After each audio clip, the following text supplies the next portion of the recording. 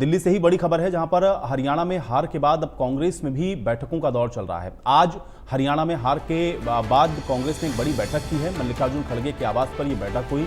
इसमें राहुल गांधी, केसी वेणुगोपाल मौजूद रहे। इसके अलावा इसमें पर्यवेक्षक अशोक गहलोत की मौजूदगी थी।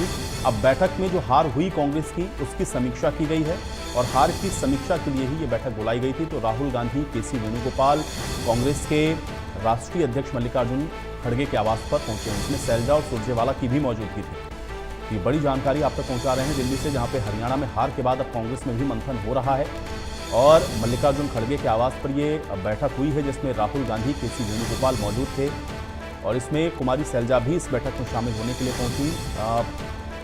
सुरजेवाला भी आपको बता दें कि इस बैठक में पहुंचे। तो हार के बाद यहां पर मंथन किया जा रहा है।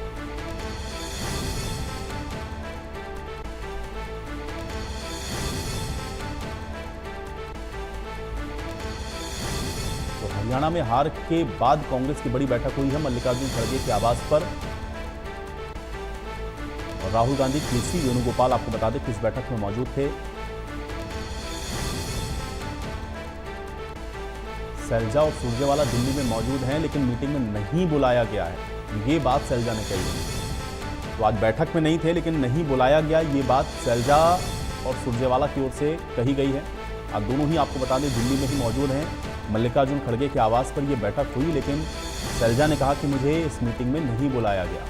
तो राहुल गांधी, केसी वेणुगोपाल इस बैठक में मौजूद थे। हरियाणा में हार के बाद कांग्रेस की बड़ी बैठक है, जिसमें समीक्षा हुई है और कुमारी सैलजा ने बड़ा दावा किया है कि उनको बैठक में आमंत्रित नहीं किया गया, बुलाया नहीं गया। दीपक हमारे साथ लगातार बने हुए हैं। दीपक, एक तरफ तो हार और हार पर मंथन, लेकिन दूसरी तरफ कुमारी सैलजा आज भी इस बात को कह रही हैं कि मैं दिल्ली में मौजूद थी लेकिन मुझे इस मीटिंग के लिए आमंत्रित नहीं किया गया। किस प्रकार का यह मंथन हो रहा है कि नेताओं को ही आमंत्रित नहीं किया जा रहा?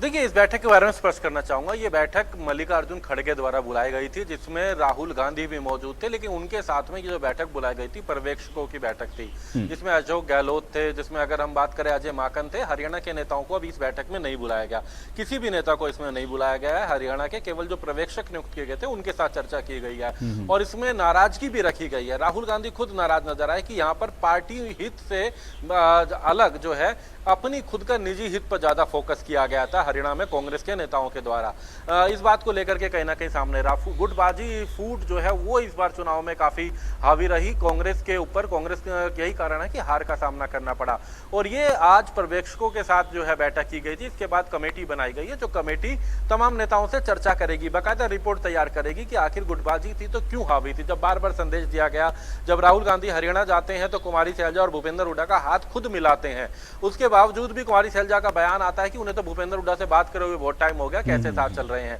ये तमाम मुद्दे यहाँ पर रहे, कहीं ना कहीं गुटबाजी हावी रही।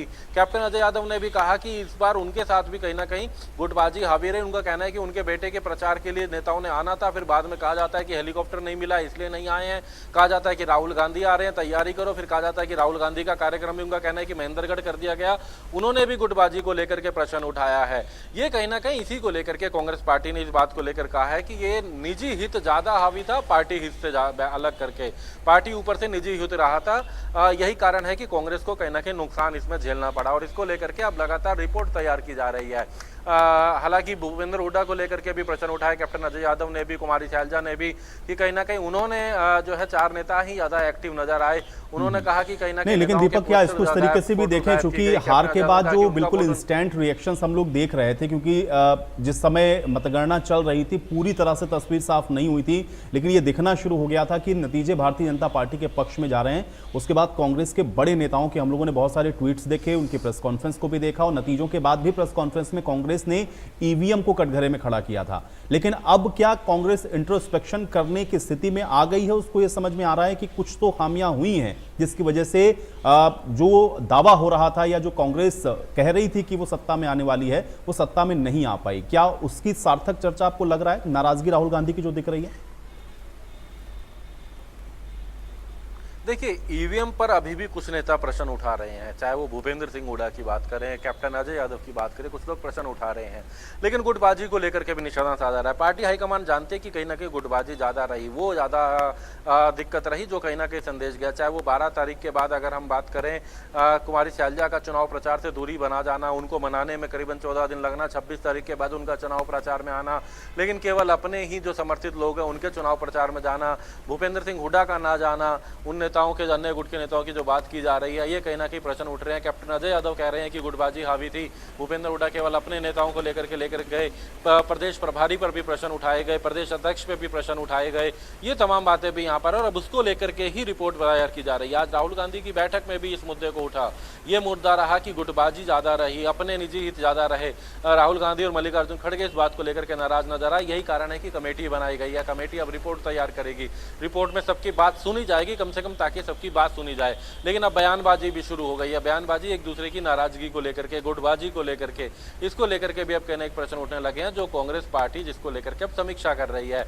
आखिरकार लगातार ये बात कही जा रही है कि क्या कारण था कि 10 वर्ष तक जो दूरी रही, विपक्ष में रहे, लेकिन उस बार एक पूरा रिपोर्ट तो तैयार की गई, कहीं ना कहीं तमाम सर्वे में उपाय, लेकिन फिर भी क्यों लोगों ने वोट नहीं डाला, क्यों एंड वक्त पे लोगों का मूड बदला और वापस भाजपा की तरफ चले गए। बिल्कुल, और दीपक आप सही कह रहे हैं, क्योंकि कांग्रेस ने अब एक कमेटी भी बना ली है, चर्चा भी कर रही है, लेकिन ये गुटबाजी की जो बातें बार बार उठती रही हैं, जिससे कांग्रेस अब ये समझ रही है कि उसको नुकसान हुआ है, उस पर वो क्या निष्कर्ष निकालती है और कहां तक पहुंचती है।